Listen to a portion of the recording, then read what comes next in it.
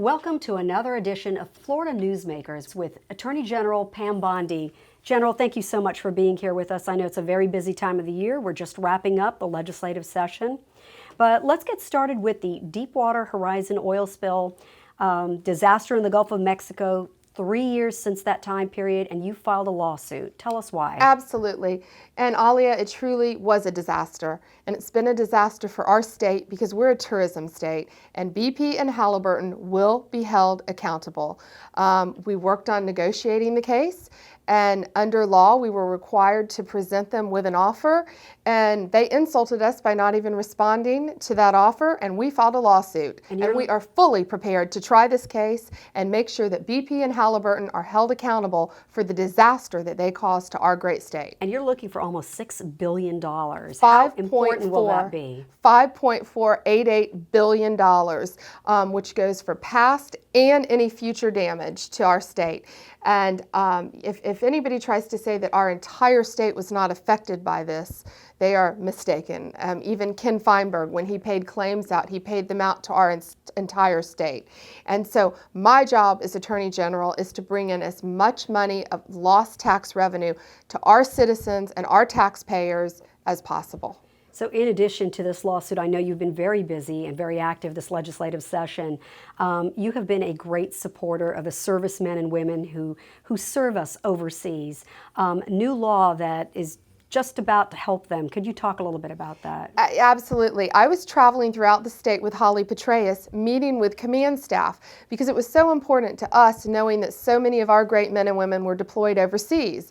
And one common theme we were hearing from the command staff was that when our men and women are being deployed, they're being scammed. And if they're over there fighting for us, we're going to fight for them here. So we now have tough new laws to go after these scam artists who are not only targeting our active military, but also their spouses and their children. And this is the Military Protection Act, and Yes. You were giving me an example. What are some of the examples of things that they're doing to target them? Well, one example was this company, they had military discounts. They were targeting our military, selling them new iPads because they were military family members. And yet these iPads were trash, they were refurbished, they were broken, and so they were just stealing from our military because they were active military. General, another bill, organized retail theft. Tell me a little bit about that bill and why is it so important to Florida's businesses? Well, you know, our criminals, unfortunately, are becoming much more sophisticated. And the days of grand theft, of walking in a store, stealing over $300 worth of goods, unfortunately, are getting a lot worse. Now you have gangs of people, and they come in extremely well dressed.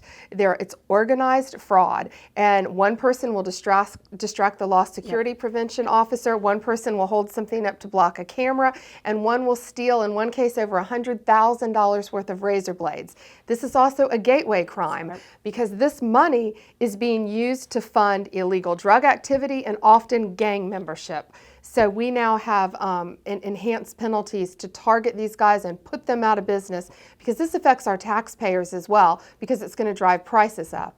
Another priority of yours, synthetic drug use, fighting against it, ensuring that kids across the state are safe, pulling new products off the shelves. Can you talk a little bit about that? I know it's something that has been a top priority to you. It hasn't, and it's been a personal obsession because these are creative chemists and they're targeting our kids. And at first, it's called Purple Sky, Vanilla Haze, all different names.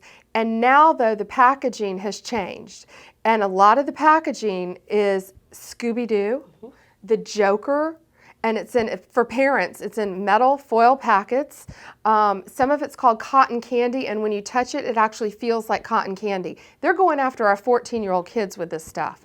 Kids are buying it, and they're buying it at convenience stores. And you personally have walked into convenience stores where you've actually seen some of these products. I sure have. I've taken pictures of it. I've sent them to law enforcement and put these guys out of business. And I'll tell you, don't do that at home. If you see this being sold, call your local law enforcement. And you have a lot of this information on your actual website too, myfloridalegal.com. Yes, myfloridalegal.com, and parents, go to our website, look at what these drugs look like, because sadly some convenience stores are still selling them. The good oil companies and convenience stores have partnered with us. This is illegal. It's not just synthetic marijuana, it's a hallucinogenic, it's a psychotic. Kids are having violent seizures when they take this stuff, and the kids, I mean, oftentimes don't know it's illegal because they're buying it right next to the energy drinks in a convenience store because their friends are telling them it'll help them concentrate. General, we'll have to catch up with you shortly after session to get an update on all of your legislative priorities. But before we let you go, just one quick question.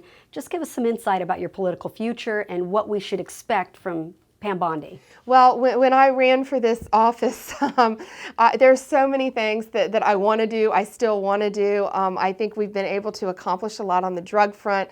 We'll be releasing human trafficking soon. But I'm going to run for re-election, of course. I think my office needs stability and an attorney general who wants to be there for 6 more years and help the citizens of Florida. General, thank you so much for your time. And to you, our viewers, thank you for joining us. We look forward to seeing you next week.